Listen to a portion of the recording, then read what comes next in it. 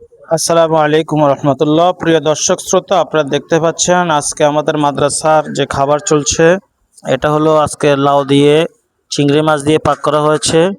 আমাদের আজকের লাউ তরকারি দিয়ে খাবার চলছে। এই যে শাওনকে দেখতে পাচ্ছেন, শাওন আজকে লাউ তরকারি দিয়ে খাচ্ছে। শাওন, তোমার কাছে কেমন লাগতেছে আজকে লাউ পেয়ে? আলহামদুলিল্লাহ ভালো। ভালো লাগতেছে? আচ্ছা, তরকারি মজা হয়েছে? জি। আচ্ছা, আলহামদুলিল্লাহ। তো আপনারা দেখতে পাচ্ছেন আসলে বহুদিন পরে আমরা আজকে লাউ তরকারি পাক হয়েছে। রোজার পর থেকে আর লাউ দেওয়া হয়নি। আজকে চিন্তা করলাম যে একটু সবজি দেই। তা আজকে সবজির মধ্যে আমরা লাউ এবং চিংড়ি মাছ দিয়ে আজকে লাউ দিয়েছি। এই তারা খুব আনন্দ করে খাচ্ছে। কি ইয়াসিন, কি লাউ তরকারি ভালো হয়েছে?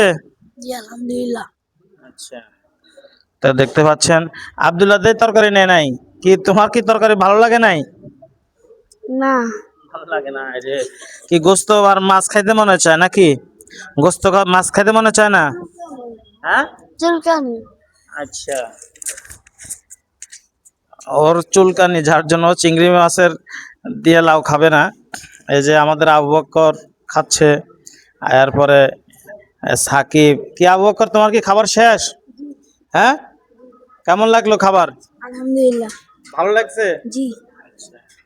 এরপরে আমাদের আশিকেও কি তরকারি নেয় নাই দেখি, কারণটা কি?